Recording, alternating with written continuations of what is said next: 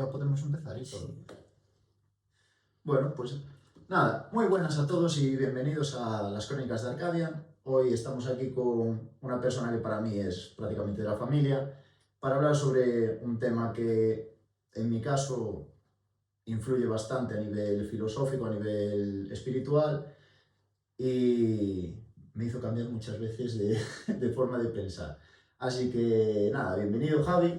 Muchas gracias, Muchas Alex. gracias por venir y es todo un honor que seas el primero en este episodio, que nunca me pensé que íbamos a estar aquí. Vale, el honor es mío, así que gracias por contar conmigo y por abrir todo esto conmigo, que seguro que tendrá mucho futuro.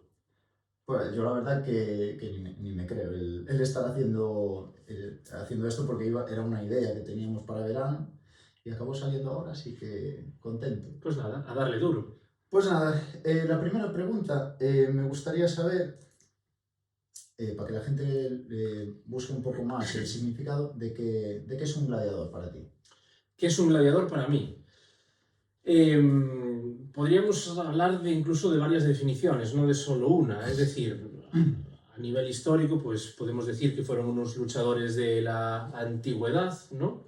Que representaban un poco ese concepto de virtus que tenían los romanos, de talento marcial, de valentía, de desprecio de la muerte.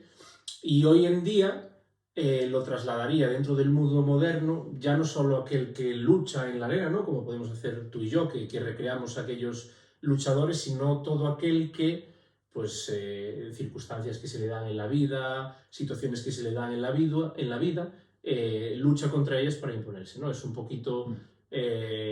un poco lo que se entiende como estoicismo en ese sentido. Entonces, al final, la vida te da muchas situaciones y es pelear para salir de ellas y seguir adelante.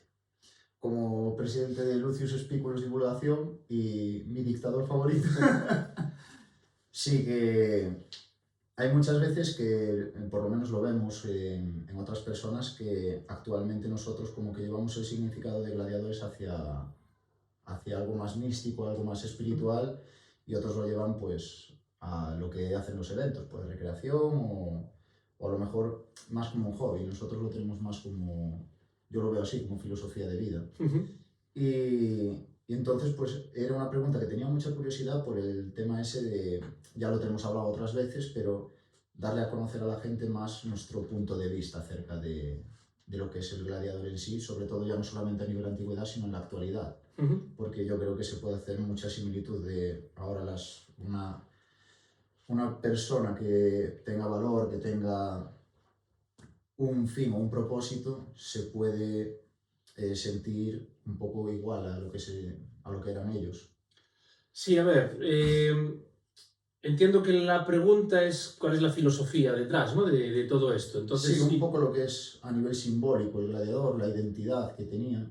Claro, a ver, es que ahí rescatamos conceptos que, bueno, no están presentes hoy en día, entonces hay que hacer un poco un ejercicio de proporcionalidad entre los conceptos, por decirlo de alguna manera, ¿no? La gladiatura al final, en origen, nace de un rito funerario, ¿no? Es una ofrenda que se hacía de sufrimiento, de sangre, de cara a gente que había muerto para facilitarle la llegada al otro mundo. Eso también tenía la contrapartida o el efecto también de que no se quedaran aquí dando por saco, ¿no? No, es verdad, o sea, que se quedaran atrapadas y que te estuvieran persiguiendo en plan, oye, mira, no llega todo el mundo por tu culpa, entonces te voy a atormentar, que eso también se habla de eso, ¿no? Entonces es un poco de rescatar ese culto hacia los antiguos, ¿no?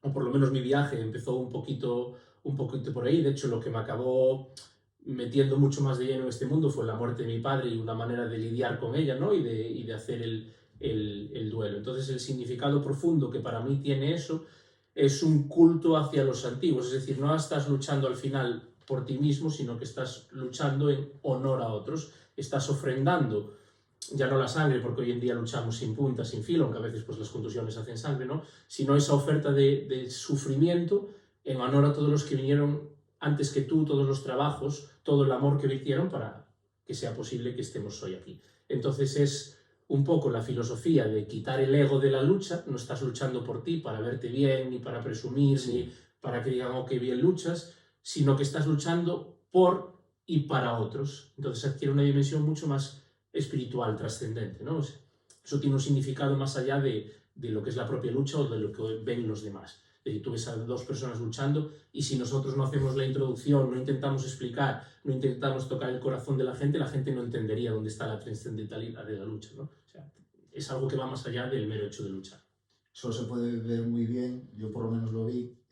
No pude estar allí en persona, pero sí que en el vídeo de YouTube y bueno, lo que me enseñáis muchas veces, yo creo que uno de los combates más significativos que tuvisteis en este aspecto es el de Mérida que hicisteis tú y Adrián el año pasado. Porque ahí era el combate en el que yo estaba ofrendando por mi padre, que había muerto hace poquito, y Adrián por su abuelo, que muriera hace poquito. Entonces, aparte de veníamos de una época de lesiones, de no poder luchar, y el primer combate que pudimos hacer después de la muerte de ambos fue ese. Entonces, para nosotros fue una manera de honrarlos, ¿no? Entonces, ahí está pues esa trascendentalidad. Vale, pues volviendo un poquito a lo que es antaño, ¿cuáles eran los motivos o las razones por las que una persona decidía ser un gladiador? A ver, estamos hablando de que, claro, la gladiatura empieza en época republicana, pongámosle que siglo III a.C., no me acuerdo del año exacto ahora mismo, y se termina en el siglo V después de Cristo. Entonces estamos hablando de muchos periodos, cambian mucho las cosas, ¿no? En una primera fase, la gladiatura eran puramente prisioneros y esclavos a los que se les obligaba a luchar, ¿no? Pero más adelante se profesionalizó y entonces ya teníamos tanto los esclavos, que eran obligados a luchar, los condenados, que bueno, por diversas penas, por diversos crímenes, se les imponía la pena de entrar a un ludus a servir durante X tiempo y si sobrevivían se les liberaba, y la gente que incluso era voluntaria, entraba voluntaria y hacía un juramento para desposeerse de su ciudadanía y poder luchar como gladiadores. Entonces los motivos eran desde la supervivencia, ¿no? Los dos primeros casos que comenté, incluso los prisioneros de guerra a veces podía ser una salida digna, entendámoslo, de que su ardor guerrero, su espíritu combativo, todo lo que sea, pues podían seguirlo llevando a cabo en la gladiatura en vez de acabar de esclavos en una casa, ¿no? O quitando minerales de minas. Y luego en el caso de los que se ofrecían voluntarios, pues podía haber casos muy distintos, de gente que estaba llena de deudas y una manera de librarse de ellas era alquilarse literalmente a un ludus, en plan, mira, tengo estas deudas, tú me las pagas y yo te sirvo durante 5 años, ¿no?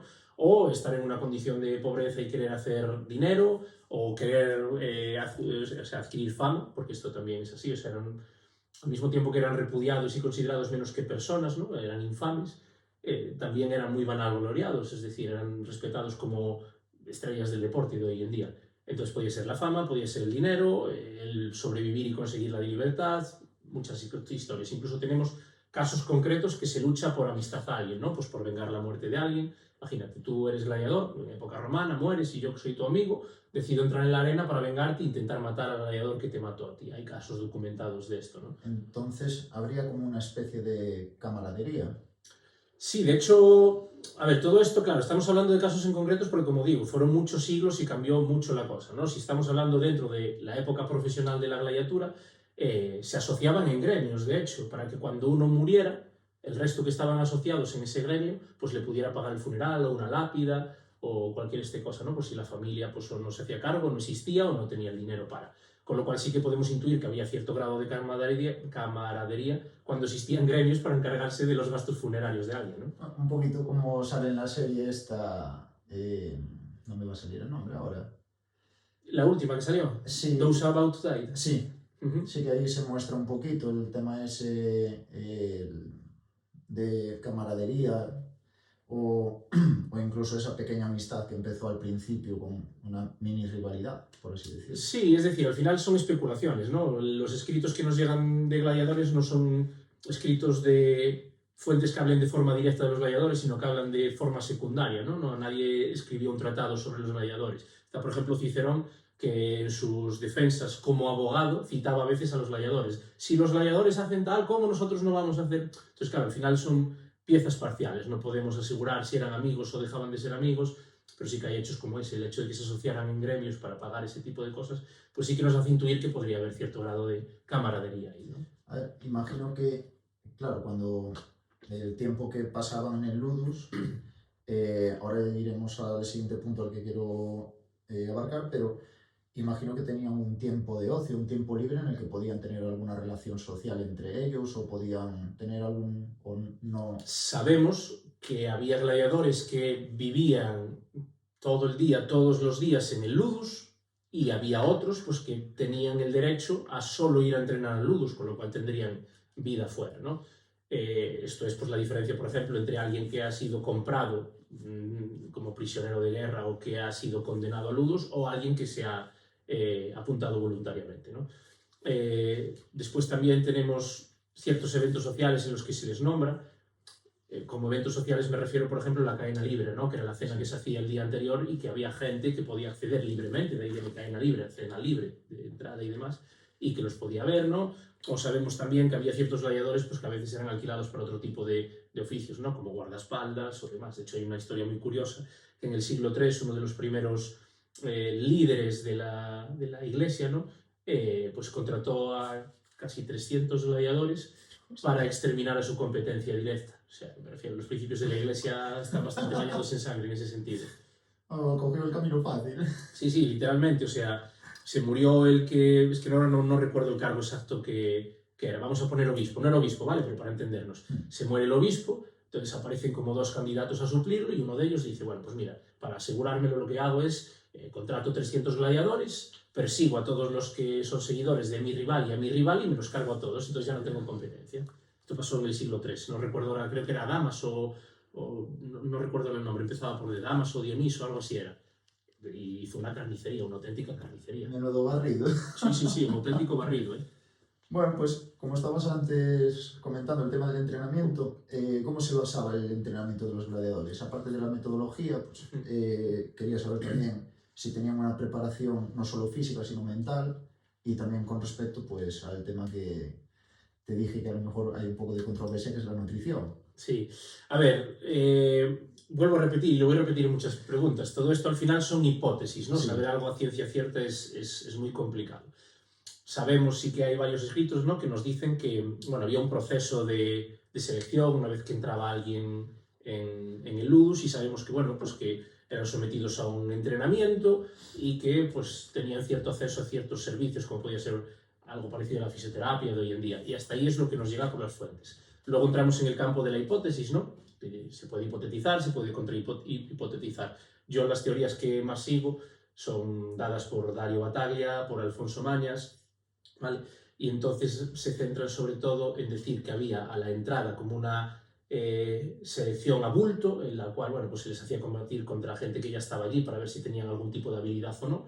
Los que se veía que valían entraban a un entrenamiento más específico y los que no iban para agregar, y que agregarían combates multitudinarios, ¿no? Pues a lo mejor de 10 gladiadores contra 10 gladiadores, y no se notaba igual tanto la pericia, ¿no?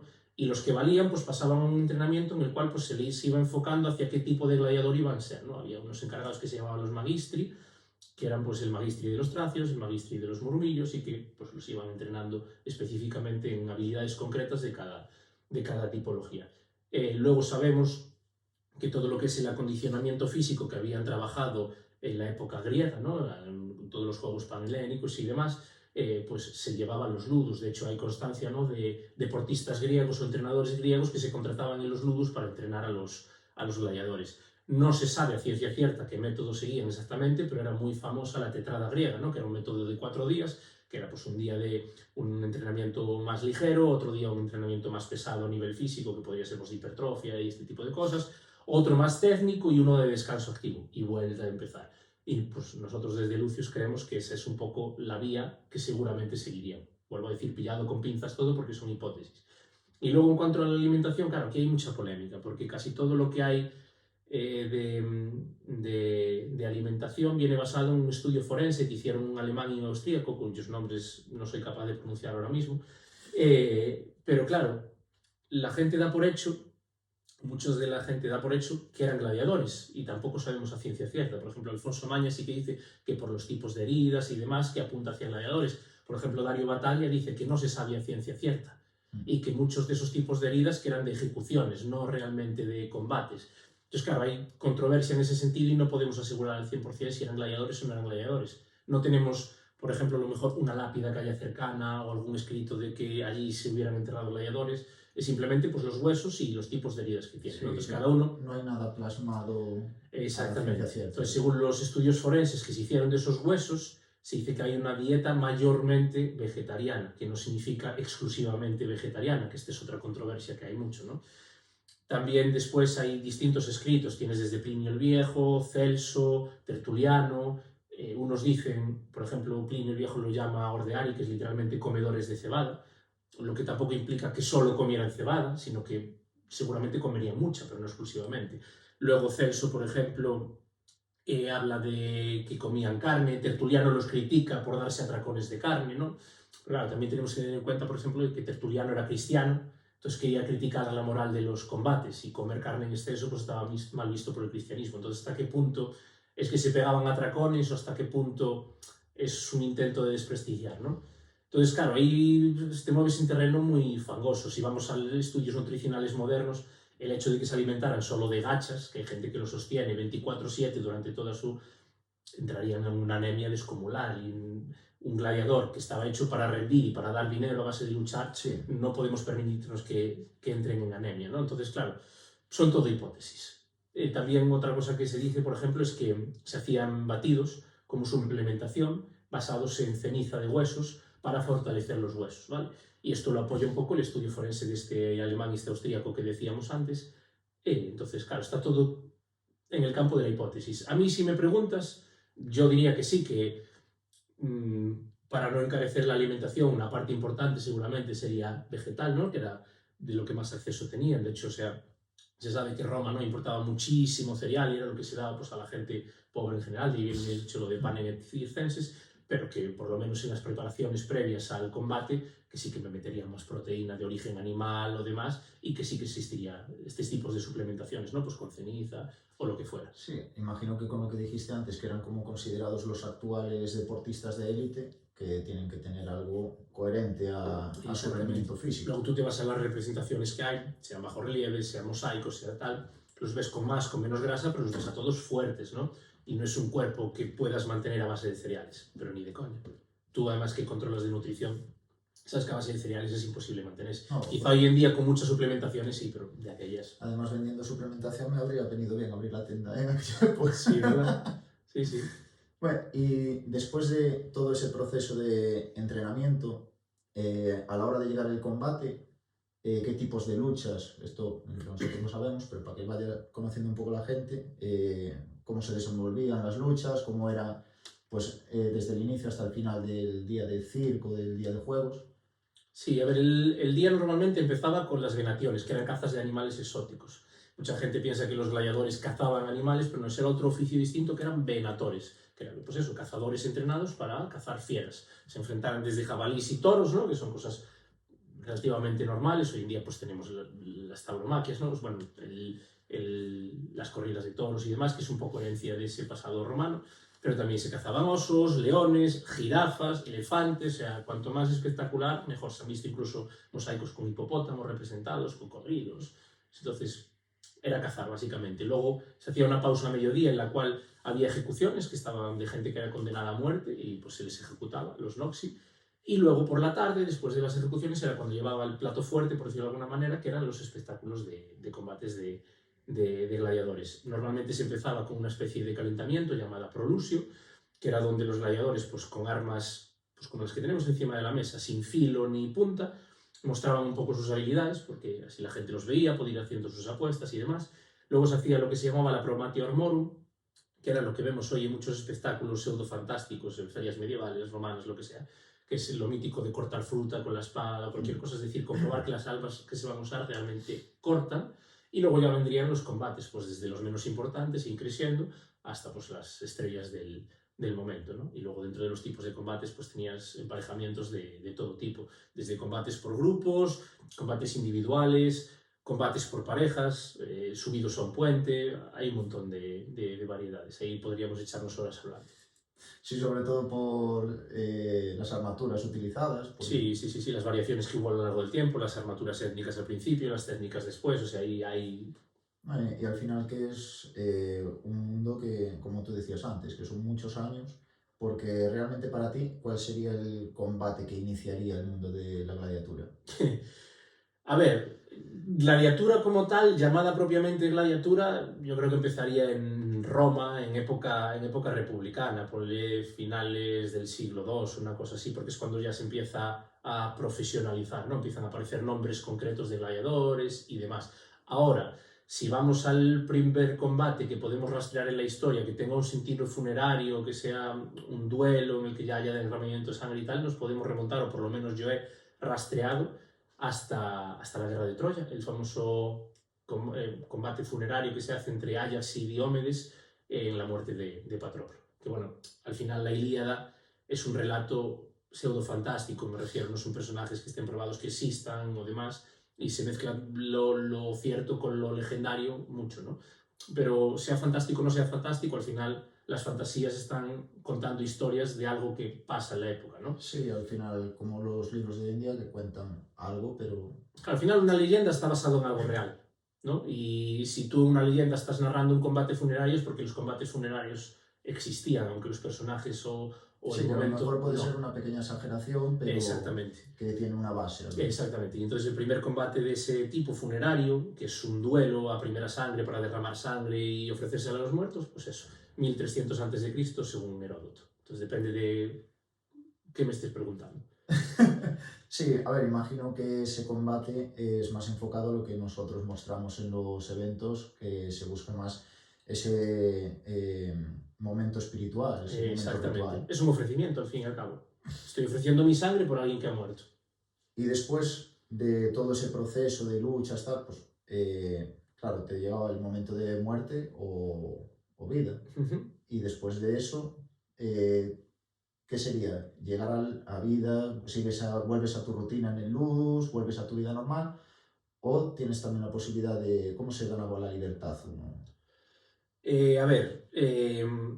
Hay gente que era por contrato, voy a servir tantos años, pasan estos años, vuelvo a mi condición de civil o tengo mi libertad, o momentos muy concretos por aclamación popular o por favor del emperador se concedía la libertad. Hay una que me parece una historia preciosa, que es la de Prisco y Vero, que son dos gladiadores que lucharon en la inauguración del Coliseo. ¿Vale? La inauguración del Coliseo fueron la hostia de días, creo que fueron 100 días de juegos seguidos o 200, no recuerdo ahora mismo. Y en uno de esos combates luchaban Prisco y Vero, y dice un poema de Marcial, un poema laudatorio, que combatieron también y tanto que incluso que tuvieron que hacer pausas para darles de beber y alimentarles para que pudieran seguir.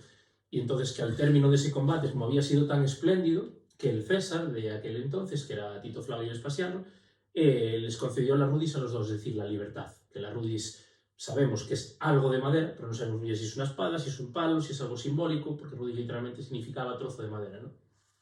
Entonces, pues eso, por una performance espectacular, pues podían llegar a otorgarte la libertad directamente.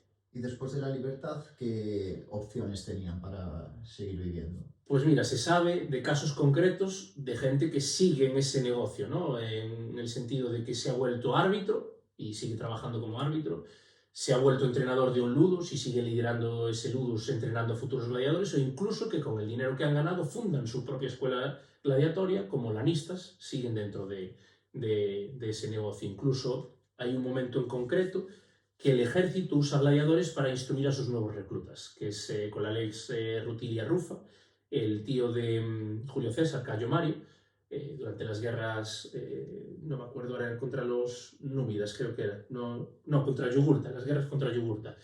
Murió tanta gente que no tenían soldados veteranos que enseñaran a las tropas recién reclutadas. Entonces, ante la ausencia de veteranos que pudieran satisfacer esa demanda de entrenamiento, contrataron a gladiadores para entrenar a los soldados. Entonces, pues fue otra salida también que tuvieron en ese momento.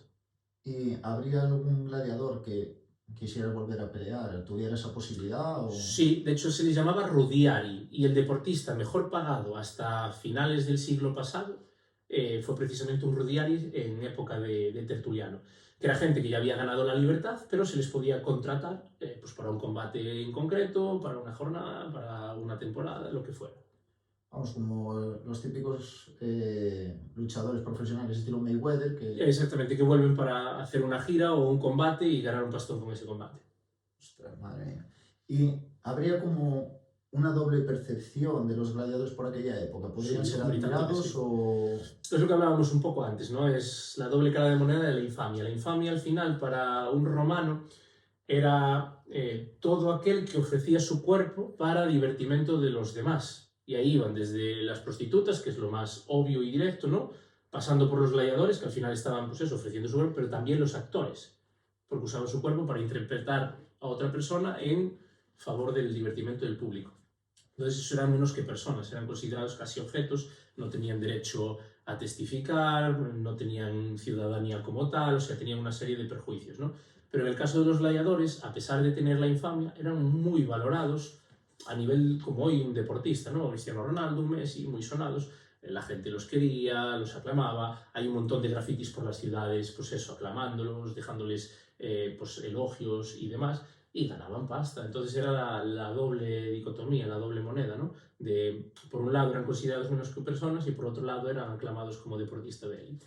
Y a la hora de admirarlos o verlos como algo negativo para la sociedad, ¿habría alguna forma de identificarlos? Porque imagino que cuando se inician los juegos, se inicia todo el tema de las luchas de gladiadores, la gente no tiene conocimiento real de lo que es.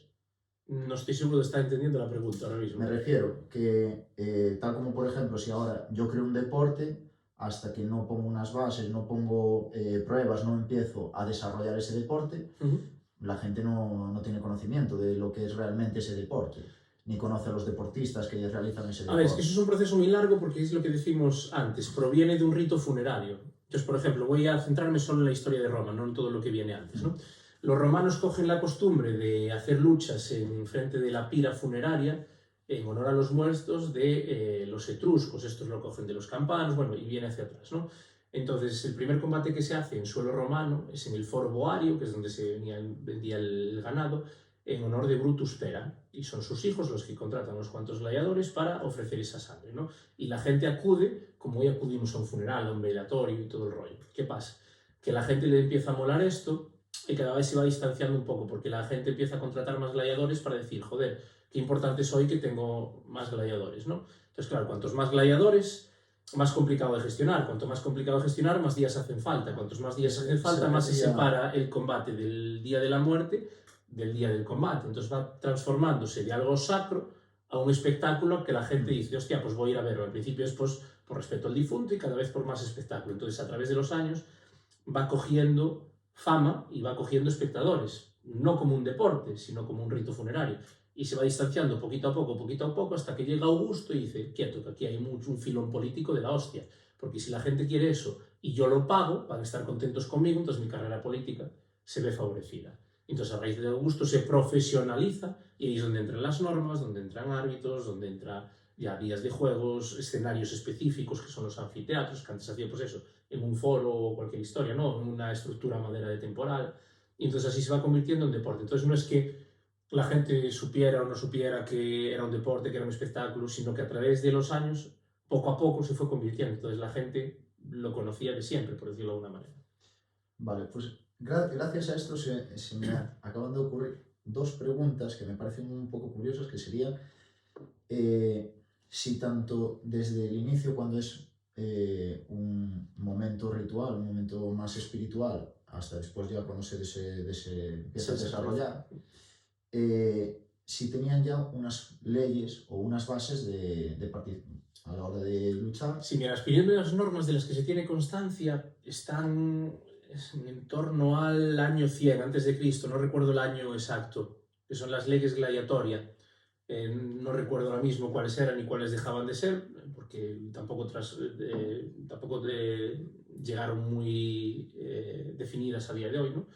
Y luego, con Augusto, volvieron a salir, ¿no? Y se habla muchas veces de las lex pugnandi, que son las normas de enfrentamiento y demás, y de escritos de gente que se queja de que un gladiador no lucha según las normas, ¿no? Entonces sabemos que hay ciertas normas, pero no llegaron exactamente cuáles son a día de hoy. Pero eso es entre el 100 antes de Cristo, que esa es la primera mención que tenemos, hasta Augusto, que ya hablamos de profesionalización y vuelve a salir el tema de las normas de enfrentamiento, por decirlo, pero no sabemos exactamente cuáles son. Y fuera de las luchas tendrían ciertos derechos, ya aparte de pues eso, ser considerados como deportistas de élite y tener, pues imagino que unos privilegios a la hora de alimentarse o incluso vivir, tendrían otros derechos que les fueran más privilegios a la hora de convivir con la sociedad.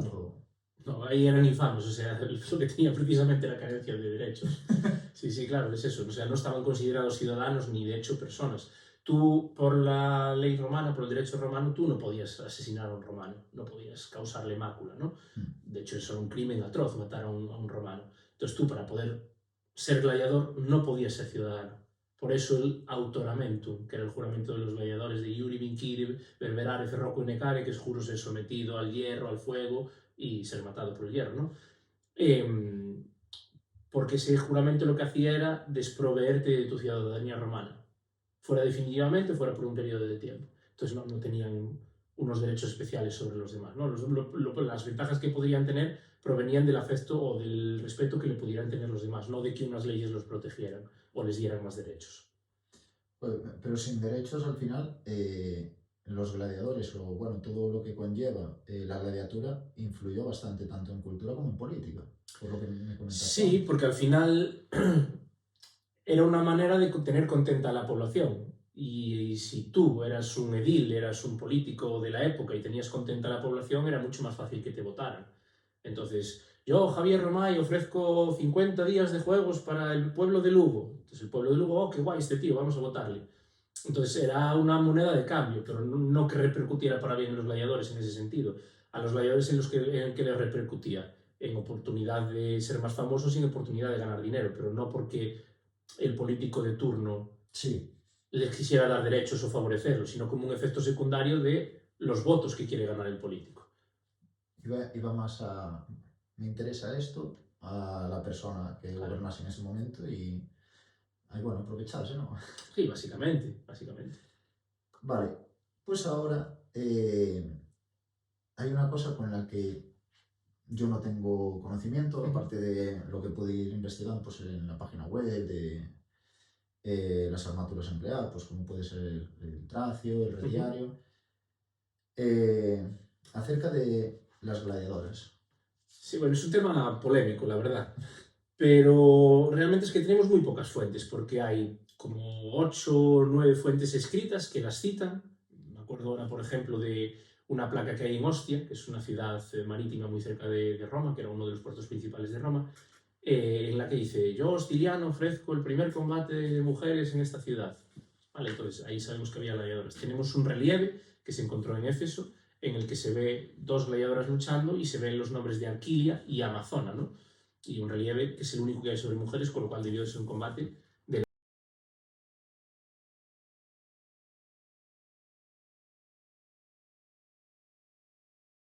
Claro, lo comparas con todas las evidencias que hay de gladiadores masculinos, mosaicos, citas, bajorrelievos, tumbas. Entonces la proporción es mucho más pequeña. Pero eso no significa que no existieran. Es decir, ahí están. ¿Y tendrían la misma metodología, igual que los gladiadores, a la hora de entrenarse, alimentarse y, bueno, la vida en general? No lo sé, porque es que no hay información. Lo que te digo es, las citas que hay son eso, son pues, unas leyes que prohíben la entrada de mujeres en la arena, a combatir, no a las gradas, sino a combatir, el relieve y algunas citas a mujeres luchando. Pero no hay referencias a si entrenaban, si no entrenaban, si convivían con los gladiadores o si había un ludo especializado, entrenaban fuera. No hay nada en concreto, por lo menos que yo haya encontrado. Entonces, no es un terreno en el que me vaya a meter porque es que no tengo ni idea. Y cuando uno no tiene idea, a lo mejor es no decir nada. No, a ver, yo me refiero también que a veces pues escuchas a la gente hablar pues en los eventos a los que vamos de que a lo mejor existían, pero con el fin de que fuera algo más lúdico, de entretenimiento, que algo más ritual. Claro. Entonces, siempre me pareció curioso el hecho de si existían, pues a ver, aunque haya muy pocas evidencias, pues imagino que también tendrán que tener unas pautas o una metodología o... Ahí tienes hipótesis. Es todo un terreno muy pantanoso. Tienes la hipótesis desde el que dice que era un espectáculo puramente sexual, que lo que les hacía gracia era ver a mujeres con las tetas al aire luchando, pero que no les interesaba la lucha, sino todo lo sexual, hasta gente que dice que eran exactamente igual que gladiadores, que convivían con ellos, que luchaban con ellos y que seguían el mismo proceso, solo que pues era más difícil entrenarlas, conseguirlas o lo que tú quieras. Imagino que... Pero estas son hipótesis de otras personas que yo no comparto, porque en el sentido, yo para poder armar una hipótesis necesito tener algo que me sirva para contrastar o algo que me sirva para tener una certeza mínima. Y en el caso de las mujeres gladiadoras es que no la tengo. Entonces no es algo en lo que me vaya a aventurar. Es eso, tienes desde una hipótesis hasta ahora y algunas intermedias. Sí, que imagino que tanto podría ser como por morbo, Claro. que pueden darse en muchos casos, igual que, bueno, tanto en los gladiadores hombres, que como dices tú, en la nutrición, que pueden También te ser... digo, puede ser algo muy similar a lo que nos pasa hoy, ¿no? Que me refiero, hay mucha polémica entre el deporte femenino, no se le da tanta visibilidad como al masculino, pero es que al final el masculino suele ser un deporte más agresivo, más competitivo y que genera mucha más expectación y por lo tanto vende mucho más, por eso se le da más relevancia, ¿no? Y si pones a competir un equipo puramente masculino contra uno puramente femenino en la misma disciplina, normalmente el que da espectáculo y el que gana es más el masculino, por muy polémico que pueda ser esto. Pero es que es así, entonces no me sería extraño que algo parecido pasara en la antigüedad, ¿no? Que despertara más interés el deporte masculino o las escenificaciones masculinas que las femeninas, lo que no impide que hubiera una sección femenina o que hubiera combates femeninos de la hostia, porque me refiero, el de Aquila y Amazona es un relieve grabado en piedra, que hay pocos, también hay pocos en cuanto a hombres y demás, entonces tuvo que ser un combate de la hostia, yo estoy 100% con esa teoría. Pero es lo que te digo, no te puedo asegurar nada porque es que hay muy poquita información que sacar. Lo que puedo asegurar es que si nos censuran algo no va a ser culpa mía y eso es un mérito. Bueno, lo que sí, a mí lo que me gusta del tema este de Gladiatura sobre todo también es que hay muchísima similitud a la actualidad. En el sentido de que, por ejemplo, cuando hablamos de la forma de acceder, vale que no es exactamente igual, pero por ejemplo yo cuando entré en el ejército pues tienes unas pruebas, tienes una selección, luego sí que cambia un poco el hecho de, oye, pues tú solicitas una plaza y esas cosas, pero bueno, al final siempre como que siguen una misma guía o siguen una línea muy similar.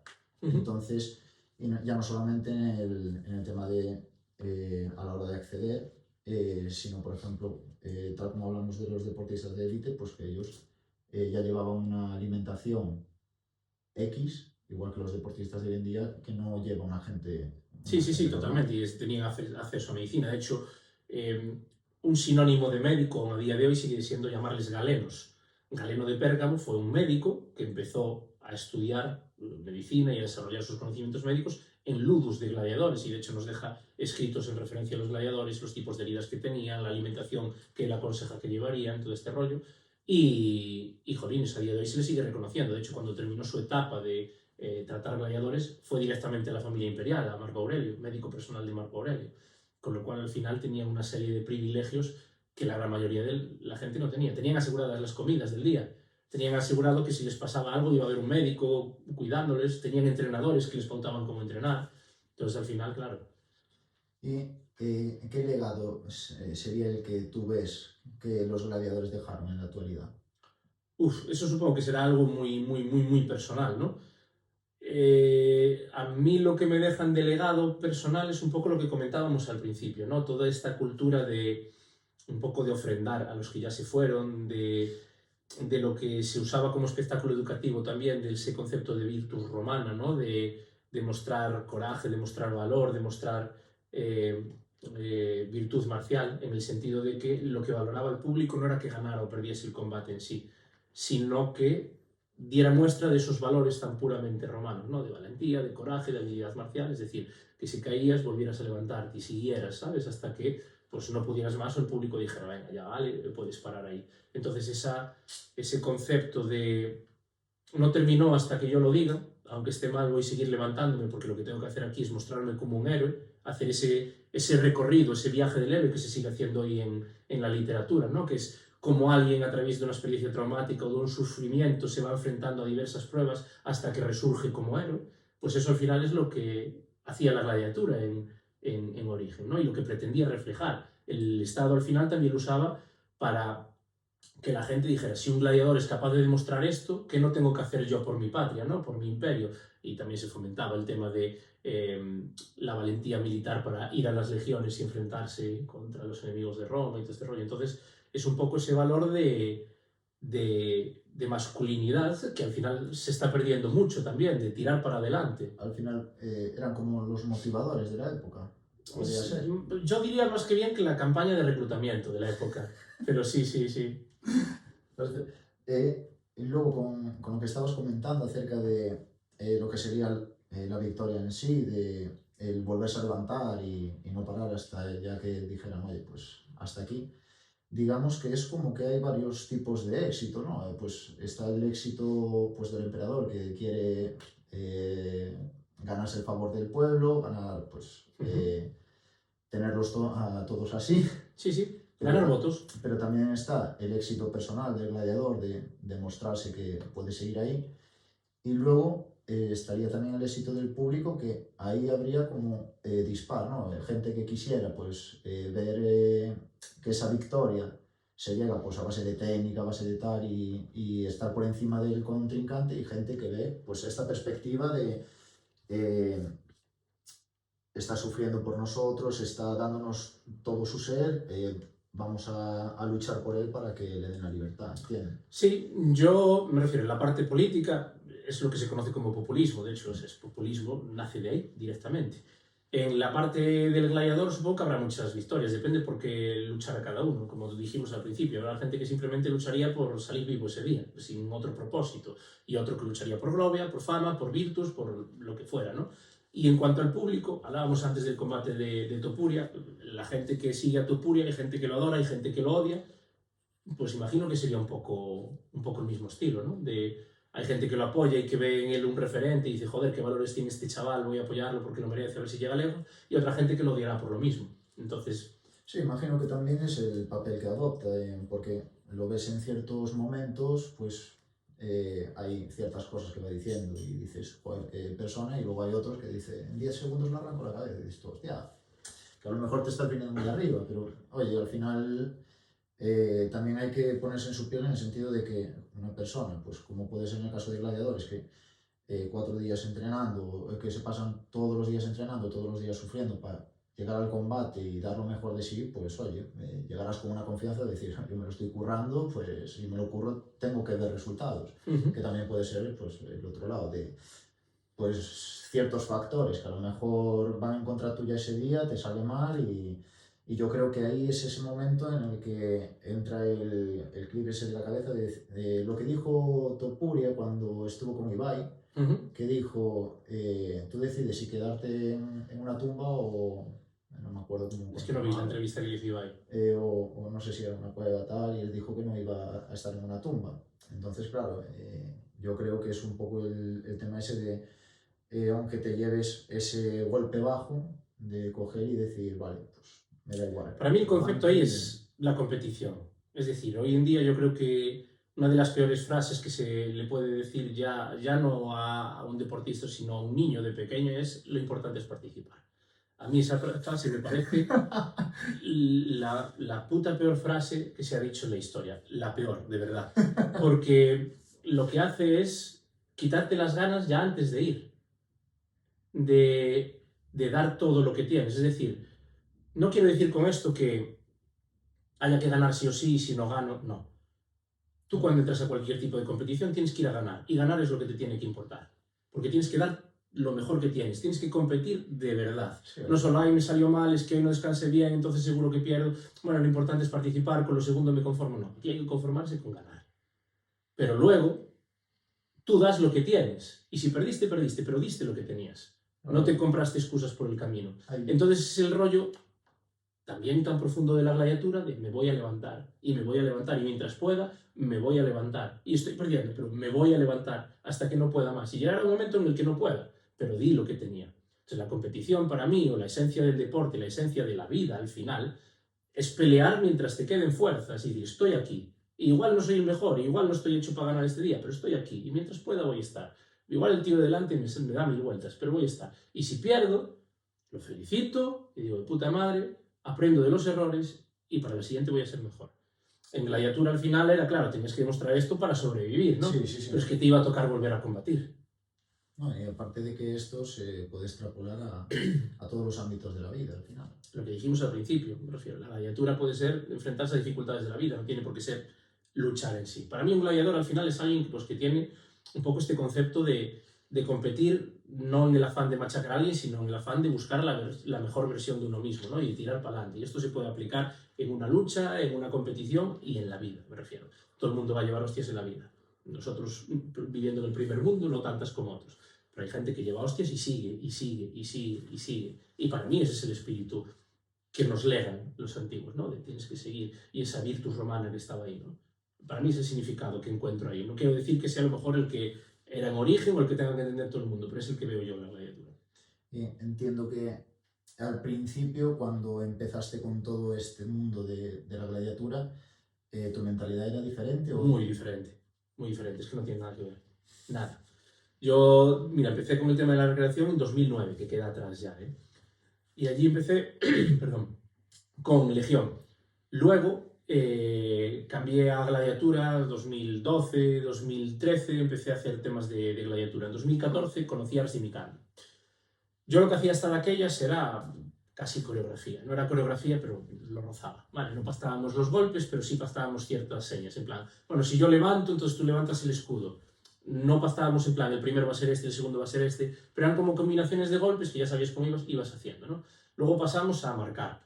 ¿Marcar qué era? Que combatías, normal y corriente, pero cuando veías que iba a entrar el golpe, lo frenabas, se marcaba puntos separados y se volvía a empezar. Y así a puntos, ¿no?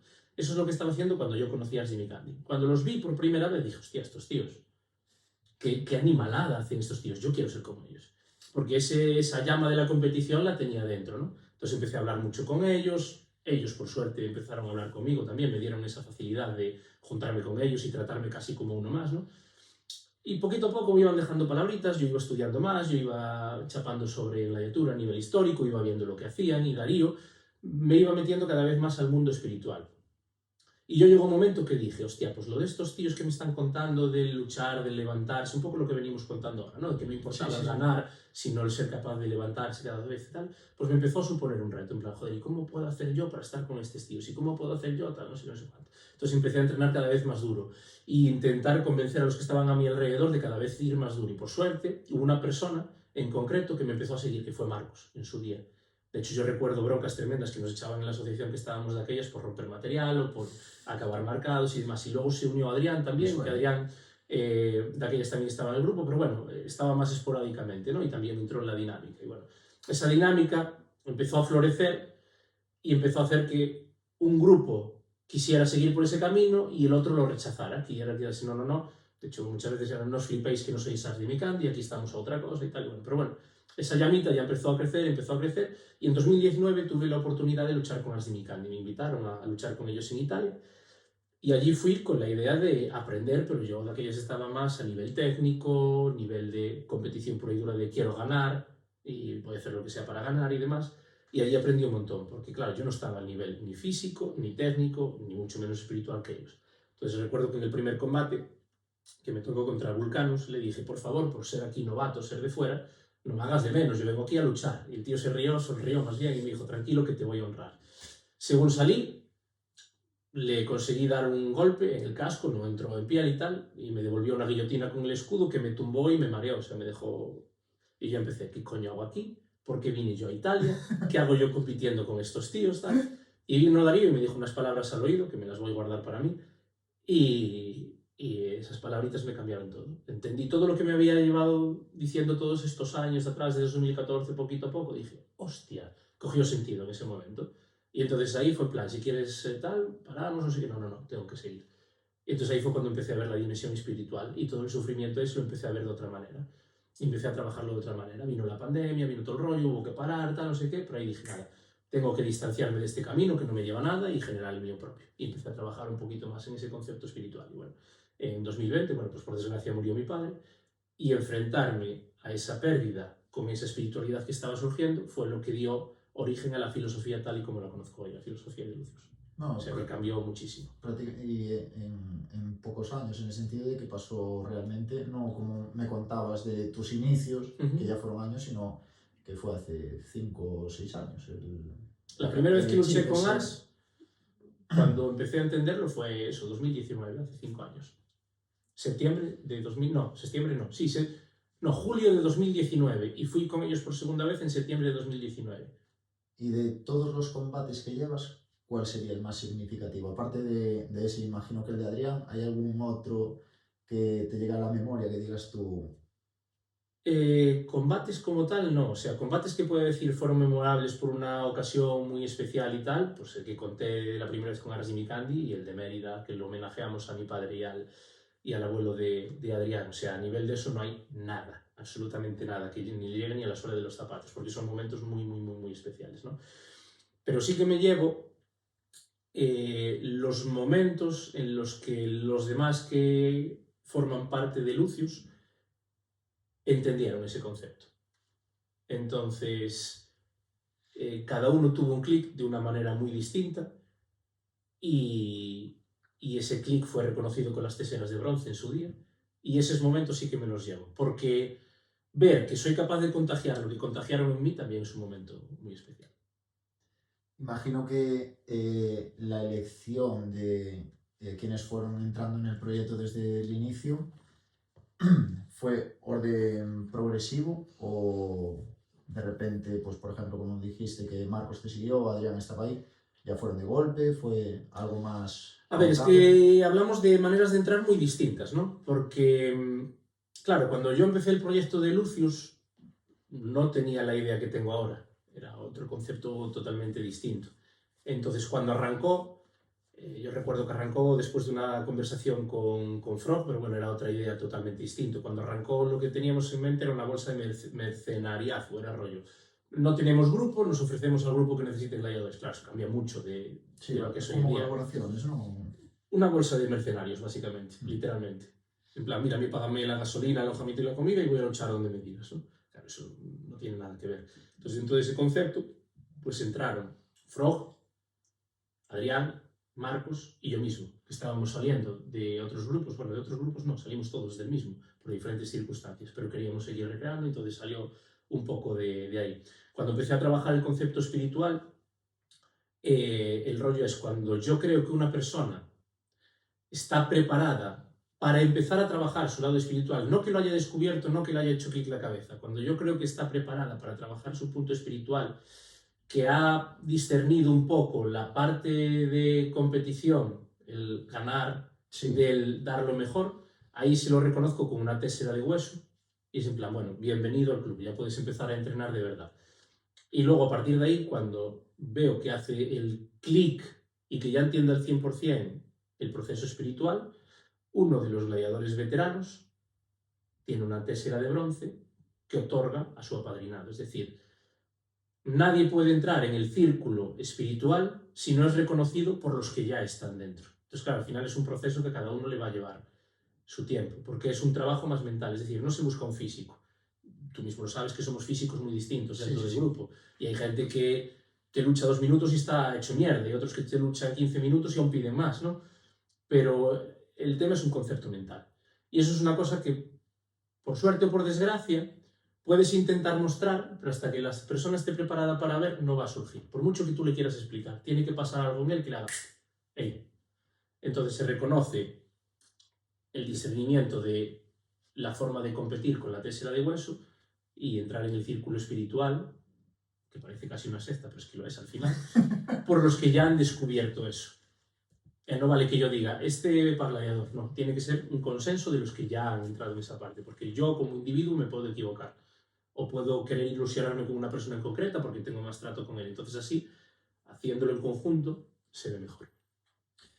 Es que lo que decía al principio de toda la conversación, yo tuve la suerte de que, bueno, la suerte o se iluminó el camino para que me concedieran la tésera de hueso y para mí fue un momento que ni siquiera me esperaba, porque realmente, ¿cuánto llevaría? No llevabas ni un año. No, el año es que además lo hago ahora, bueno, de recibir la tesera este diciembre, prácticamente. No sé, además fue algo que para mí, lo que fui comentando muchas veces en ciertos eventos, o como pasó en Gilena, de que para mí fue como encontrar el verdadero lugar al que quería pertenecer algún día. Y luego otra cosa que no me esperaba fue en el Ar de Lucos, en la cadena libera que hicimos, que salió bien de puto milagro. Pero me acuerdo, íbamos al límite, bueno, yo. Pero tampoco me esperaba lo de la tesera de bronce y Porque Ahora tengo curiosidad. Sí, pero es lo que te dije, al final es el despertar de cada uno. Hay gente que le puede llevar 3 meses y gente que le puede llevar 30 años, o no descubrirlo nunca. Es un trabajo mental de cada uno. Es decir, yo al final me veo en el papel de provocador, por decirlo de alguna manera, en el sentido de que yo te tiento a que descubras eso, pero luego el desafío interno lo tienes tú, y el viaje introspectivo de descubrir cosas lo tienes que hacer tú, y de enfrentarte a cosas que no conoces o que mucha gente incluso tacha de magufadas, lo tienes que hacer tú. Y es algo que no se puede impostar. De hecho, hay muchas veces que me preguntan, joder, ¿no te preocupa que todo lo que dices o todo lo que haces te lo copien o tal? No me preocupa en absoluto. De hecho, cuanta más gente se mete y cuanta más gente curiosee y cuanta más gente copie lo que hacemos, para mí mejor. Porque significa que al final estamos dejando algún tipo de impacto, que gusta lo que hacemos y que la gente se anima a probar la gladiatura, ¿no? Y yo es lo que quiero al final, que todo esto se difunda, no quiero quedármelo para mí. Quiero compartirlo con el mayor número de personas posibles. Pero ¿por qué no se puede imitar? Porque el trabajo espiritual es imposible de imitar. Porque es una introspección propia y hay gente que lo descubre y gente que no. Entonces es imposible de imitar. No, y aparte de que es lo que veníamos hablando antes con gente que habla de seguros, que habla tanto, al final tienes que, si quieres llegar a ese nivel o a ese punto, tienes que empezar a pensar ya no solamente en temas pues, que sean legales, tal, tienes que pensar en el sentido de yo voy a hacer esto, tengo que asumir estas consecuencias, tengo que asumir estas responsabilidades y no puedo estar después como de víctima. Hay mucha gente que yo, por ejemplo, cuando les comento un poco acerca del mundo de la gladiatura, pues me empiezan a decir, es que yo veo a los gladiadores más como víctimas, yo sin embargo los veo como un símbolo de valentía, ¿no? Entonces, ese concepto de víctimas, de coger y decir, como lo que pasa a día de hoy muchas veces, de coger, hago esto y vaya, empiezo a lamentarme porque salió mal, no, tienes que antes de hacerlo asumir que en ese sentido, puede pasar. A ver, claro, tenemos que hablar de que nuestra filosofía es propia y particular, no es una filosofía de una investigación histórica que estemos intentando recrear, no es una filosofía particular. Sí que habría gladiadores que serían víctimas, me refiero, a ti te pillan un prisionero de guerra, tal, y eres víctima de las circunstancias en ese sentido. Pero el rollo es tomar las circunstancias como un desafío. Jocko Willink, no sé si lo conoces, que es un exil, así rapado, muy anchote. El rollo tiene una frase que dice que ante las adversidades él dice, bien, ¿sabes? En plan... una más. No, bien en el sentido de, en plan, una oportunidad de mejorar, de enfrentarme a una dificultad y superarla. Es que contaba con 10 personas para hacer esto y solo se presentaron 2. Bien, vamos a tener que sacar otros, es un desafío, voy a progresar, voy a salir de esta. Es que iba a hacer no sé cosa y tal y me rompí un brazo. Bien, ahora vas a tener que mejorar para poder hacerlo así o poder lidiar con el no poder hacerlo ahora y pues ponerlo para más adelante o lo que sea. Bien. Al final la mejoría y la experiencia llega de esos casos, ¿no? Todo lo bueno está detrás de algún tipo de sufrimiento o detrás de algún tipo de miedo a vencer. Todo lo bueno de verdad. Es que incluso para una cosa tan sencilla como el crecimiento muscular, tienes que romper algo para que pueda nacer algo nuevo. Y eso es otro tipo de sufrimiento. Sí, incluso... Da igual lo que me digas, todo. Hay cosas que son una putada soberana, pero todo te va a dar una oportunidad de decir, vale, ¿cómo salgo de aquí? No, sí, en eso vamos, indiscutible. Tienes que incluso cuando tienes esos momentos de que ya estás una semana o varias semanas siguiendo un mismo patrón y tal, tienes que romper esa rutina para intentar como recuperar otra vez esas ganas de coger y decir, va, venga, vamos a por más. Y antes que comentaste todo el tema de lo que estamos haciendo, de divulgarlo, de darlo más a conocer, creo que es el momento de hablar de esa semana nacional que está recuperando. Sí. Que yo sinceramente la conocí cuando lo dijiste. No sabía ni que existía. Que bueno, háblanos un poquito de ella. Tiene ahí mi compañero el panfletito. Pues nada. Semana Nacional del Deporte Antiguo. En Lugo, del 13 al 23 de noviembre. Nada, pues después de este sketch publicitario que pasamos de la manga, así. Nada, básicamente es intentar retomar la filosofía o el espíritu del deporte antiguo, ya no solo de la gladiatura, que de eso ya hemos hablado mucho, sino también del deporte panhelénico, ¿no?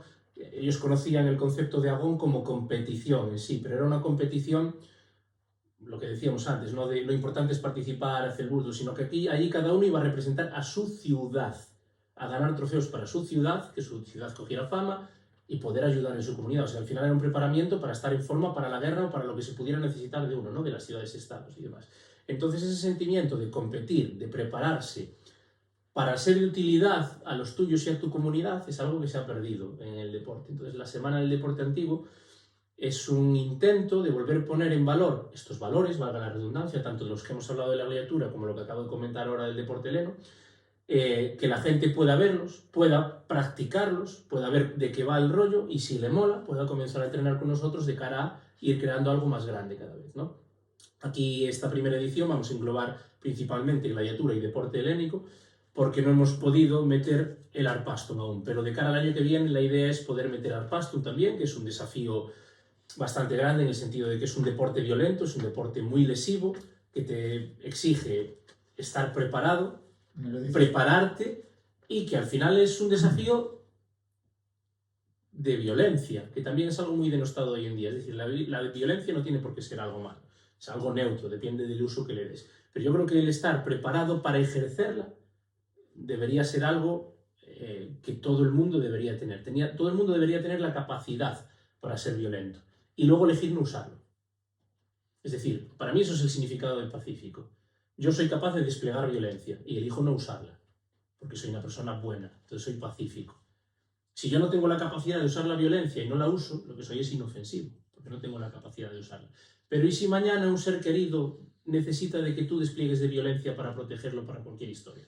Que ojalá no nos pase nunca en la vida y ojalá nadie la tenga que usar, pero el hecho de no tenerla te puede meter en una situación muy comprometida, y además, como se están poniendo los tiempos, cada vez más. Entonces, una preparación para aceptar esa parte interior nuestra, que cada vez más, por los discursos hegemónicos que hay, se está quitando del medio, una manera de prepararla es a través de estos deportes con estos valores. Y es un poco el objetivo final, que la gente redescubra estos valores clásicos y que pueda poner la violencia en ejercicio, en un entorno tranquilo, de mutuo acuerdo, y que les enseñe pues, que no es malo dependiendo del contexto, ¿no? Y que les dé la capacidad de...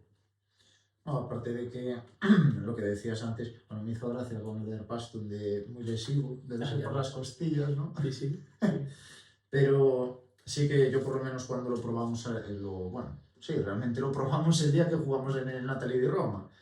Que al final yo lo veo muchas veces, como también instructor de artes marciales que soy y otros deportes relativamente agresivos que se hacen, es donde también más camaradería o más compañerismo hay al final, porque es como que todos comparten el mismo sufrimiento y es lo que al final te une. Y lo es como algo sano y que te exige estar preparado. Porque tú vas a un partido como el que fuimos a Roma, que perdimos y el segundo lo perdimos por poquito, y dices, para la próxima tengo que estar mejor preparado, porque quieres. Ese sentimiento de competitividad te exige ganar, te exige dar lo mejor de ti mismo. Luego perdimos y no pasa nada, nos dimos un abrazo, nos fuimos a cenar todos juntos y risas entre todos.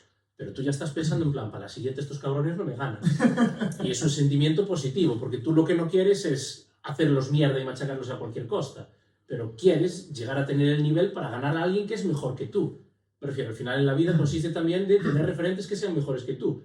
Pero si tienes referentes que están por debajo tuya, nunca mejoras. Bueno, y al final, como en la gladiatura, para honrarlos también. Exactamente. Yo si no estoy preparado para ser un desafío para un rival, no estoy respetando su esfuerzo. Claro, al final un poquito lo que se ve siempre cuando, pues, por ejemplo, en el caso de Ilia contra Holloway, el hecho ese de que él decía, yo vengo muy preparado, y él, pues, según lo que se fue viendo en su preparación, como que se lo tomaba como un poco más light, aunque luego las redes te enseñan lo que quieren enseñar, pero bueno.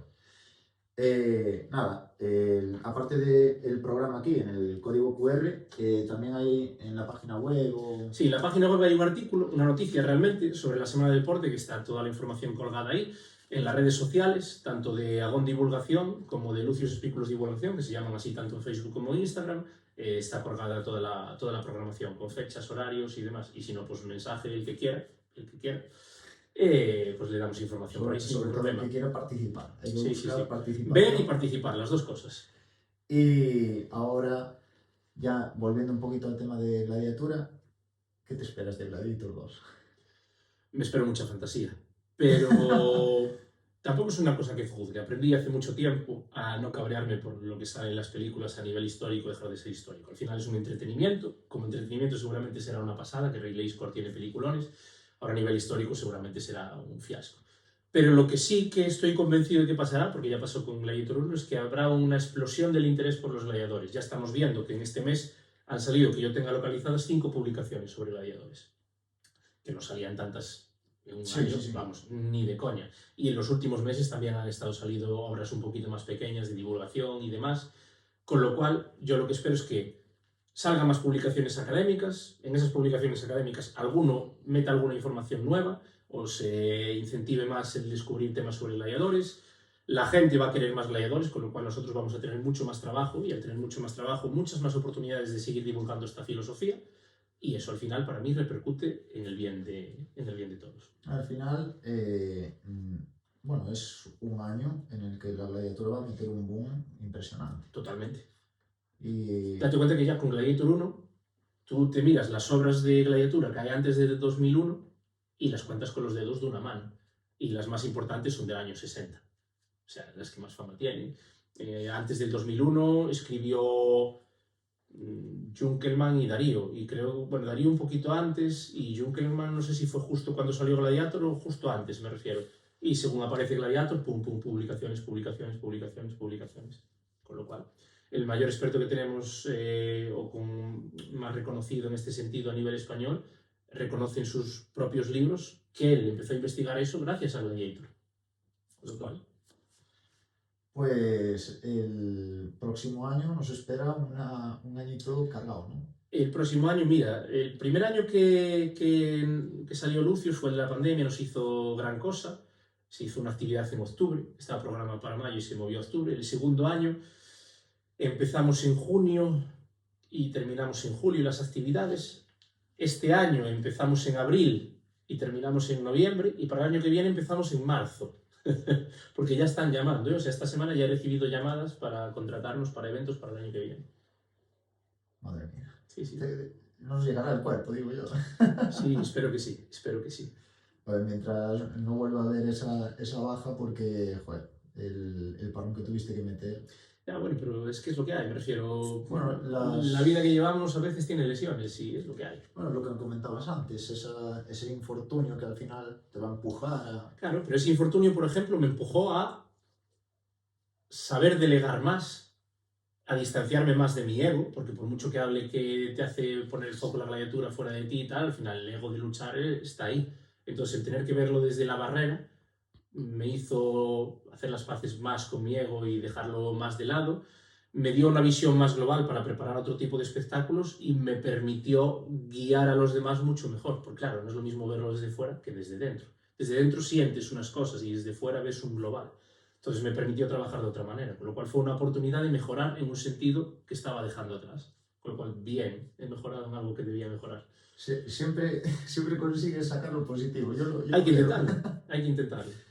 Y bueno, el año pasado, cuando yo aún me estaba iniciando, estábamos en los eventos, estábamos organizando toda la actividad de la tetrada.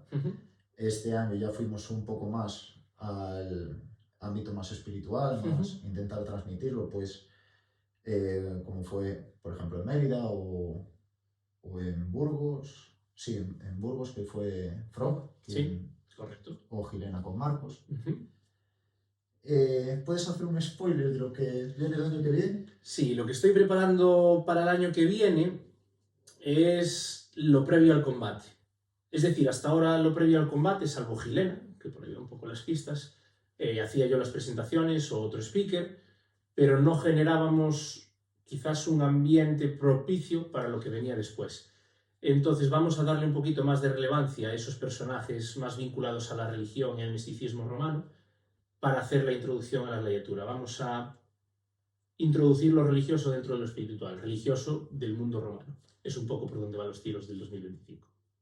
¿Y a mayores hay algún evento que tengas así ganas de que llegue ya? Hay uno en concreto del que no puedo decir nada. Solo puedo decir que en mayo se estén atentos.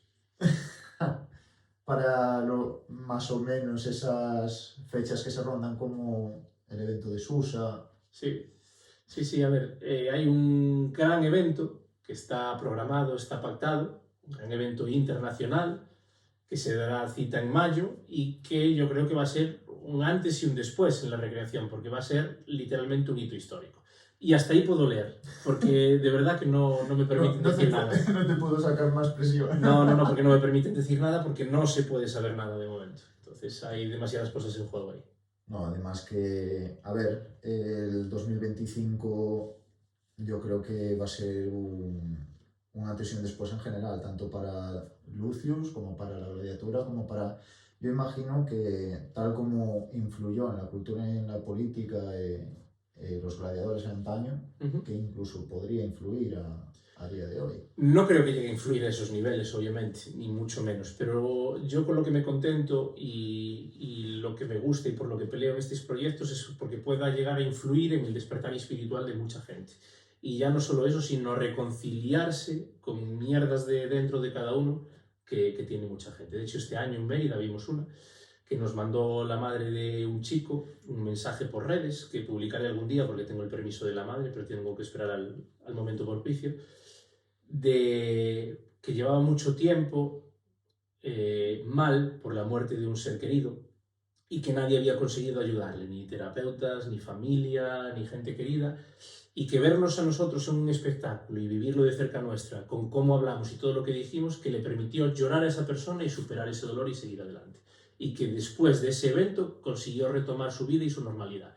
Ese tipo de cosas son por las que lucho y por las que peleo, por ese toque espiritual que permita curar cosas de dentro. En este caso pues era una pérdida, pero hay muchas historias. O sea, hoy en día se habla mucho de salud mental, pero al final no se hace nada. Y cosas como reconectar con la espiritualidad, con el alma, creo que son la cura de esos problemas, porque hoy en día se cuida mucho el cuerpo, quien lo cuida, pero me refiero, sabemos cómo hacer para cuidarlo, tenemos mucha información sobre eso. La gente que quiere cuidar la mente también, ¿no? Pero estamos muy desvinculados del mundo espiritual y de nuestro alma, de esa tercera dimensión que tenemos los seres humanos, que para mí es cuerpo, mente y alma, y espíritu, porque lo tachamos como de magufadas. Hemos abandonado pues, esa espiritualidad que tenían nuestros antepasados, y no digo nuestros antepasados de hace 2000 años, nuestros abuelos eran personas normalmente muy religiosas, no necesariamente eclesiásticas, pero sí religiosas. Con esto no quiero decir que haya que ser religioso para tener esa espiritualidad, pero sí que entendían que había algo trascendental, algo superior a ellos, algo que regía sus vidas o algo a lo que podían acudir en momentos de necesidad o de que no estaban entendiendo lo que les había pasado. Y hoy en día nos hemos desvinculado totalmente de esa parte, y recuperarla creo que es el primer paso del camino a que deje de haber tantos problemas de salud mental como estamos viendo que incrementa últimamente. ¿Y no crees en serio que eso puede influir en la sociedad en todos los aspectos? En el sentido que, pues, gracias a esa divulgación, a mostrar realmente lo que queremos, pues despierta unos pocos y eso vaya haciendo efecto bola de nieve. Sí, podría hacerlo, pero me refiero que no creo que, o sea, no creo, no, que llegue a alcanzar niveles políticos como llegó a alcanzar en la antigüedad. No, esto es una cosa más individual o de comunidad cercana. Pero bueno, sí que se vaya expandiendo para mí es el objetivo último y final de Lucius, tanto a los de dentro como a los de fuera, intentar ese despertar espiritual. Una de las preguntas que te voy a hacer, siempre quise hacer algo así, pero porque lo veo en muchos otros y ya que va a ser el primero, pues me la saco así porque quiero. Venga. Que es la típica de, si pudieras volver al pasado y solamente pudieras hacer una pregunta, ¿qué pregunta le harías a ese gladiador? A un gladiador, A un gladiador. en concreto. Volver al pasado y qué pregunta le haría. Pues buena esa, ¿eh? Pues no pensé que fuera a funcionar. Sí, sí. Obviamente iría a mis fuentes, que son Ars Dimicandi, y quizás, es que no sé la pregunta exacta, pero intentaría descubrir antes el concepto de espiritualidad. No sé si lo acabaría descubriendo o no, pero igual preguntarle, ¿qué es lo importante de la gladiatura para ti? Y quizás entender antes ese concepto. Aunque quizás, porque esto estoy pensando sobre la marcha, quizás será necesario todos esos años para entenderlo bien. Porque ¿cuántos años podrían tirarse en el mundo Ah, dices a un gladiador original de hace 2000 años. Pensé que estabas hablando del recorrido ahora de los gladiadores modernos. No, no, le estoy diciendo, ¿qué le preguntaría a Darío si fuera con el conocimiento de hoy? No, mira, esa puede ser la siguiente también. Sí, sí, no, pues yo me estaba yendo a 2014 cuando les preguntaba, oye, ¿cómo entrenáis? Oye, ¿cómo tal? Preguntarle, oye, ¿qué es la espiritualidad para ti? ¿No? Sabiendo lo que sé hoy. Pero claro, no me fui a época. ¿Por qué luchas? A un gladiador original, ¿por qué luchas? Para saber si lo que yo he investigado y las conclusiones a las que yo he llegado tienen algo de cierto o me lo acabo de inventar todo. Sí, O sí. sea, ¿te imaginas que todo fuera una invención, no? A ver, al final trabajas con hipótesis. Nadie va a saber la verdad absoluta nunca. Pero bueno. Pero, entonces, joder, ya que te me fuiste ahí a 2014 y tal, podemos decir que es como tu tutor, Darío. Es mi mentor, literalmente, lo tengo por eso. No, no solo él, da todo Resdini Candy, ¿eh? Hablo con Darío porque fue la persona con la que hablé, la que sabía español, y yo no sabía italiano de aquellas. Entonces, pero Darío, Stefano, Leo, Aries, Elefas, Castor, todos los que fui hablando me dejaron huella en ese sentido. Yo es que la verdad que de los combates así más significativos que tuve, aparte de los que tenemos nosotros, porque para mí, ya de lo que dije, de haber encontrado mi lugar, pues honrar a los míos es otro nivel. Pero sí que el combate que tuve con Aries y luego con Buba, sobre todo el de lo que tú dijiste cuando te metieron la guillotina, de qué hago aquí y tal, cuando me dio en el ar de lupus en la barbilla, que yo me quedé ahí diciendo... Uff. Esos son los momentos bonitos de los que te hablaba antes, cuando lo ves en otro. Y dices, ahora sé lo que está pasando por su cabeza. Esos momentos son muy bonitos. Tardé en levantarme, he estado pensando, meditando mucho, diciendo... Joder, al final voy a acabar como el... Es que cuando realmente llevas un golpe que te hace preocuparte por tu estado físico, porque claro, un golpe en la mandíbula con un hierro a plena potencia, te hace pensar si la rompiste. Ahí, cuando tienes una preocupación real por tu integridad, ahí es cuando empieza el trabajo mental. Pero no es lo mismo llevar un golpe que aguantas, que al final es un maratón, que llevar un golpe que te preocupa, de decir, joder, que rompí la mandíbula, ¿sabes? Sí, o, joder, que me acabo de marear, que perdí el conocimiento, ¿sabes? Bueno, perder el conocimiento no, porque darte ahí groggy, ¿sabes? Además, fue el hecho ese de que me dio de lleno, me metió la cabeza para atrás y joder, que al final estas zonas son muy sensibles y joder, fue como que me dio un vaído tal y yo ahí fue cuando me empecé a preguntar de... no te paras a preguntar el hecho de ¿en qué fallé? ¿Qué cojones? Sí, me plan, ¿qué estoy haciendo? Un recuerdo en la mandíbula que lo he flipado. Sí. Y ese fue uno de los momentos, pero también cuando fue en Susa, otra vez, bueno, fue el primero que tuve con Buba y luego con Aries. Claro, yo no era consciente realmente. Yo allí estaba viviendo una utopía en el sentido de que, joder, era realmente como gladiador, fue el primer evento al que asistí, creo. Sí. Y entonces fue como, fue llegar allí y hasta, bueno, sí, fuimos en avión, todo muy gracioso, el hecho de retrasos de avión y luego la vuelta con salto de vallas, pero claro, yo iba muy, nada, un viaje más, pero es que luego fue llegar allí, verlos a todos y decir... ¿Dónde me metí? Hostia, ¿dónde me metí? Porque claro, yo antes de conocerte a ti ya conocía a Resdini Candy y de otros Ardelucus cuando hice el curso de monitor de tiempo libre, que tienes las colaboraciones estas, o bueno, las prácticas. Y joder, yo los vi y tuve el placer de guiarlos en estos camino a donde tenían el acto. Y yo en ese momento, claro, yo era más joven y los veía como héroes. Y luego fue a través de Roberto, el visitador médico, todo el mundo lo conoce por visitador médico, que te conocí a ti. Y a partir de ahí empezó mi andada a tu lado y joder, no me esperaba que en menos de un año realmente... Pero porque cada uno tiene sus tiempos. Prefiero, hay gente, lo que decíamos antes, hay gente que en 3 meses despierta y gente que puede estar 30 años que no. Entonces cada uno tiene sus tiempos. Sí, pero yo la verdad es que fue... Todo... A mí me llevó 5 años enterarme de lo que me estaban diciendo. 5 años. Hostia. Yo es que... Todo como que fue muy rápido porque era... Cuando me metisteis, ya cuando fue lo de la tesera, fue sentir algo que nunca tuve, sentir que tenía un lugar, que tenía un hogar, luego de repente verme en un primer evento a vuestro lado, pero con gente que yo tenía como héroes, y que lo sigo teniendo, pero claro, eran héroes de pequeño y tal. Entonces como que era todo un cúmulo de emociones tal, y al verme allí, en el momento en el que estuve con Aries, porque claro, con Buba pues me lo tomé como un entrenamiento en el sentido, bueno, estamos el primer día, yo pues, no, como no tengo ni idea de italiano, pues Tirabas para adelante. yo tiraba para adelante y decía, venga, a donde me lleve.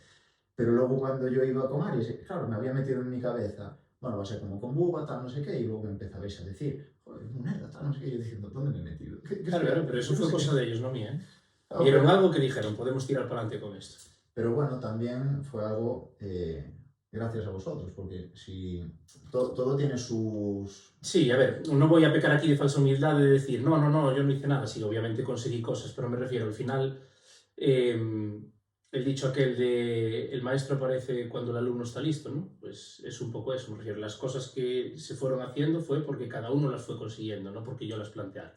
Yo al final planteé el viaje y todo lo que quieras, pero me refiero, si tú no estuvieras en el camino de progreso, no estarías ahí. Hubo otra gente que entró contigo y que hizo cosas contigo y no estuvo allí. Porque eso digo, cada uno tiene sus procesos y el despertar espiritual y el despertar de conciencia, cada uno le lleva un tiempo. Entonces, en el momento en el que vas abriéndote a eso a lo que te abres te recompensa. Es tan sencillo como eso.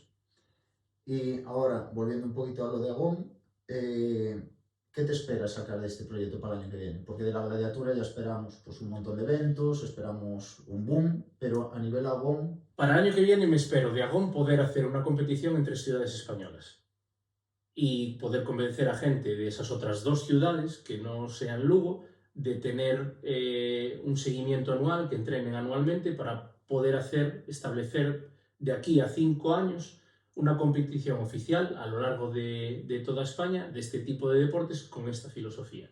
Y también hacerlo crecer aquí en Lugo. Es decir, que no sea solo Agón Divulgación el que haga las competiciones de Juegos Panhelénicos, sino que Agón sea el propiciador, pero luego que sea algo que se mantenga de per se en las ciudades, que suscite tal interés que la gente compita para poder estar en la prueba final, básicamente. y buscar que esa competición sea Con los criterios de Agón. con los criterios de Agón y de lo que era de antaño. Claro, el Agón, el original, no Agón Divulgación, sino el concepto de Agón de los antiguos. Una frase que sueles decir en los eventos Sí. de Agón, que a mí me gusta mucho y me gustaría que la dijeras. Sí, sí, sí, la frase es: qué vergüenza para un hombre llegar a viejo sin comprobar la belleza y la fuerza de la que su cuerpo es capaz. Es que esa frase dice mucho con poco. Sí, sí, sí, literalmente, literalmente. Pero ese es un poco el concepto, lo que hablábamos antes de utilidad, ¿no? Pero no estamos hablando en utilidad porque hablamos al principio de la guerra y lo que hablé de ser inofensivo, ser pacífico, tal y todo ese rollo. Eso es un fin último, pero es que ya no hablamos de la utilidad de defenderte de un caco o defender a un ser querido. Estoy hablando de, por ejemplo, de repente tus padres o tus abuelos empiezan a tener problemas de movilidad y necesitan ayuda y tú no tienes fuerza para ayudarlos. Esta imagen que circula mucho por internet de una familia, ¿no? Un padre, un niño y la mujer, ¿no? Y se ve al padre con una forma física deplorable, caminando por una zona que está con agua hasta las rodillas, ¿no? Y llevando una bolsita con cosas. Y detrás ves a un militar con un físico portentoso llevando a la mujer y la mujer llevando al bebé. Y yo no quiero ser el hombre que ante la necesidad de alguien para ser ayudado tiene que recurrir a un tercero, sobre todo cuando es mi familia, en ese sentido. Entonces, Agón, el concepto de Agón es el concepto de eso, de competición, de estar preparado para competir, que ayuda a tu comunidad en ese sentido. Estás preparado para dar lo mejor de ti, para ayudar en cualquier momento. Y aparte de este proyecto de Agón, ¿tienes alguno más en mente? Antes comentaste lo de Arpastum. Arpastum quería sacarlo este año, pero bueno, se complicó bastante, comprometí mi palabra, tuve que joderla en el último momento y tengo una espina gorda clavada ahí. Entonces voy a intentar quitármela lo más pronto posible para el año que viene. Y nada, con la ayuda de los chicos italianos de Pierluigi, que están haciendo un trabajo inmenso, la idea es conseguir un 6 naciones de Arpastum. Entonces, bueno, Hay que soñar grande. No nos llega con los italianos. No. Mira, este año me estuvieron hablando que consiguieron un equipo en Serbia y otro en Bulgaria. Más 2 equipos que hay en España, más los equipos que hay en Italia, que no sé ahora cuántos son, pero son varios. Entonces ya habría 4 naciones. Porque en Italia, aparte de Roma, hay... Sí, en Roma deben ser 6 o 7 equipos. En Roma, en Italia. Ostras. Sí. Los... Sí tiene liga propia allí, ¿eh? Ah, vale. Tiene liga propia y luego hacen como partidos internacionales. Bueno, entonces están esos 3 proyectos, Gladiatura, Agón, Sí, Astum. proyectos tengo 1000, lo que pasa es que tengo que ir dosificando y dedicándoles fuerzas. Cuando uno echa a andar, pues ahora por ejemplo estoy echando a andar a Agón porque Lucius ya se mantiene por sí solo. Ya ha adquirido nombre, ya hay un grupo base que lo puede mantener, que puede sacar adelante espectáculos y aunque yo falte, pueden salir adelante. Entonces ahora me estoy metiendo con Agón. Cuando Agón tenga gente de sobra para sacarlo solo y yo no haga falta para sacarlo, aunque yo voy a intentar estar siempre, como estuve hasta ahora, pero mi línea roja para sacar un proyecto adelante es que el que ya tengo entre manos pueda funcionar sin mí. Entonces, ir sacando cositas así a pocos. Delegando. Sí, que es lo que más me cuesta en el mundo, delegar. Bueno, a ver, hay que ir como pasando páginas y seguir avanzando poco a poco. Sí. Pues yo, por mi parte, con las preguntas, creo que ya no me queda nada en la manga. Bueno, ya no vengo con mangas. Lo que sí, con respecto a Gon, hay una pregunta que es acerca de que, bueno, salió en la radio, en Onda Cero, que eran los juegos panhelénicos que había de diferente tipo. Entonces, en este Agón, ¿cuáles son los deportes? A ver, este Agón no lo centré en ninguno. Por ejemplo, la prueba que se hizo en el Ardilucus fue una recreación de los Juegos Píticos, con las mismas competiciones que había en los Juegos Píticos. Esto que se va a hacer ahora en la Semana Nacional del Deporte Antiguo es como un batiburrillo de pruebas que se hacían en diferentes pruebas panhelénicos, en los Píticos, en los Nemeos, en los Olímpicos, ¿vale? Entonces van a hacer básicamente lanzamientos, saltos, carreras y luchas. Pero va a ser para probar un poco pues, los materiales que he podido ir recreando hasta ahora, como puede ser esta maravillosa pesa que tenemos aquí, pues que la gente los vaya probando. Que además pesa que va a estar a la vista en Arcadian Fitness. Sí, son 7 kilos de mancuerna. Quien la quiera probar para ir adquiriendo un poquito de... Exactamente, entonces nada, es hacer un muestreo para que la gente vea si le mola o no le mola y en función a los gustos pues ir enfocando. Que hablando ya del programa de la Semana Nacional del Deporte Antiguo, ¿cuáles son las ubicaciones? Sí. Comenta un poquito el... Vale, la semana se lleva principalmente en 2 ubicaciones, que es el Complejo Municipal das Pedreiras, en lo que es el campo de rugby, y en Casa da Xuventude. Vale, todas las charlas van a ser en Casa da Xuventude, todo lo que se haga de gladiatura va a ser en Casa de Xuventude, y luego todo lo que se hace práctico de juegos panhelénicos va a ser en el campo de rugby de As Pedreiras. Y la presentación oficial es el día 13, pero bueno, es más que nada una nota de prensa y demás, explicar un poco lo que estoy explicando ahora. Y luego los jueves, tanto el 14 como el 21, hay charlas en la Casa de la Xuventude a las 8, 8:30. Y el sábado por la mañana a las 10 hay 4 microcharlas enfocadas al mundo de la recreación. Y a las 8:30, en Casa de Xuventude también, hay una charla de Alfonso Mañas, presentación también de su libro sobre los gladiadores en la antigüedad, cómo entrenaban, cómo vivían, todo este tema. Y luego el sábado 16, entre las 10 de la mañana, 11 que terminen las microcharlas hasta las 8:30, se entrenará, es abierto a todo el mundo para ver, no para entrenar ese día. Y el día 23 por la mañana, desde las 10:30, estaremos en As Pedreiras para todo el mundo que quiera venir a probar cualquier disciplina de las que se van a meter en esta semana.